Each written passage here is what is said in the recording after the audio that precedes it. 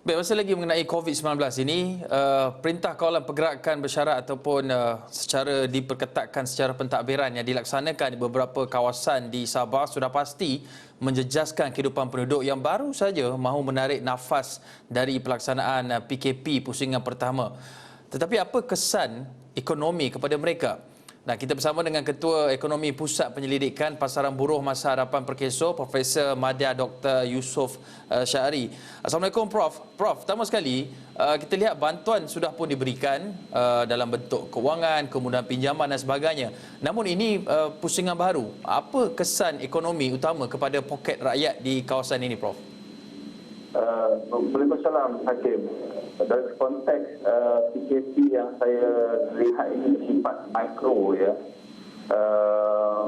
Apa yang penting dekat sini adalah kita untuk fahami dari impak pada nasionalnya mungkin tidak memberi kesan yang signifikan kerana dia mengambil kira geografi yang lebih kecil.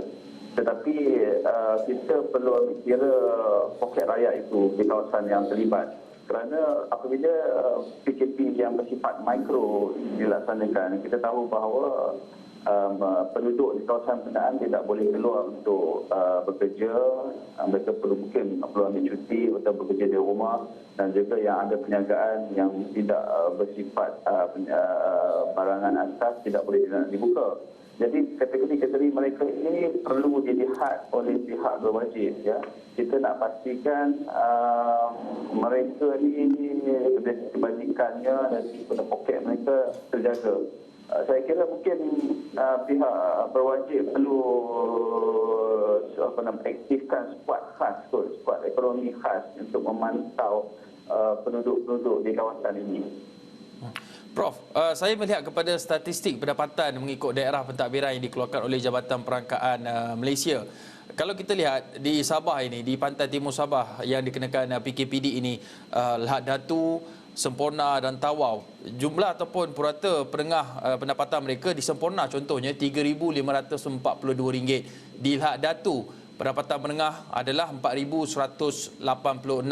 Di Tawau, RM4,427, dan berdasarkan purata gaji di kawasan yang saya sebutkan ini ataupun di kawasan di pantai timur Sabah yang terjejas ini, adakah Puan melihat perlunya mewujudkan bantuan bersasar diperkenalkan di kawasan yang terjejas ini secara terus? Bila bercakap tentang bantuan ini, kita memahami bahawa ada segmen penduduk yang akan terjejas, sama ada secara langsung ataupun tidak langsung apabila PKP mikro ini berlaku, ya. Sebab itu kita perlu ada satu skuad khas ataupun penelitian khusus kepada mereka ini, bagaimana untuk bantuan juga bersasar boleh disalurkan kepada mereka ini. Kita tak tahu, ya, mungkin sekarang jenis yang pekerjaan yang bersifat harian yang kita ada tengah orang terkait bagi makan bagi, kan, masih banyak wujud pekerjaan sedemikian, pekerjaan yang tidak ada jaminan lebih baik. Jadi mereka ini tidak boleh untuk melakukan kerja, jadi putus bekalan pendapatan mereka.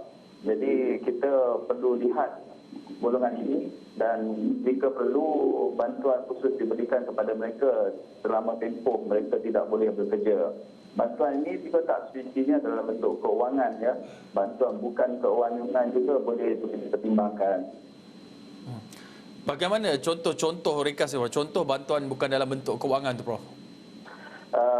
Contohnya kita sediakan makanan, barang mentah untuk diberikan kepada mereka. Mungkin ada pihak, tak semestinya datang dari pihak kerajaan, mungkin datang dari syarikat swasta melalui program CSR mereka. Dan juga kalau mereka orang yang beragama Islam, mungkin Jabatan Majlis Agama Negeri boleh memberi bantuan juga kepada mereka. Kerana PKP ini tidak mengambil masa tempoh yang lama, ya. Jadi bantuan yang demikian boleh ditimbangkan, dan jika dalam tempoh PKP ini melibatkan individu dalam kawasan kenaan ataupun penduduk kenaan kehilangan lagi sekali pekerjaan. Jadi pihak berwajib perlu bantu mereka ini untuk memudahkan mereka untuk mendapatkan pekerjaan baru. Kita harapkan yang lebih baiklah lepas tempoh itu. Jadi mereka perlu diberi bantuan juga. Bantuan sama ada di sini, sama ada macam kewangan, bukan kewangan, ataupun bantuan yang bermakna nasihat untuk memudahkan mereka terlepas PKP. Prof, satu lagi, sebentar sebelum ini Menteri Kewangan Datuk Tengku Zafrul ada menyatakan bahawa ekonomi negara dijangka akan kembali meningkat dan pertumbuhan KDNK Malaysia dijangka pada sekitar 5.5% hingga 8%. Ini unjuran yang seiring dengan ramalan KDNK lebih kukuh oleh Bank Dunia dan juga Tabung Kewangan Antarabangsa IMF. Soalannya, adakah ini boleh dicapai dan bagaimana ianya boleh dicapai?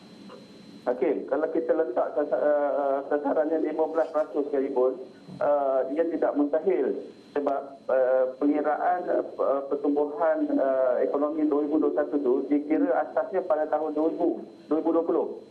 Pada tahun 2020 kita punya asas kita rendah. Jadi kalau tahun depan kita bertumbuh lebih baik sikit, ada positif, memang dia akan ada satu perbezaan yang sangat jelas. Baik, terima kasih. Profesor Madya Dr. Yusof Saari, Ketua Ekonomi Pusat Penyelidikan Pasaran Buruh Masa Hadapan Perkeso, di atas perkongsian itu tadi.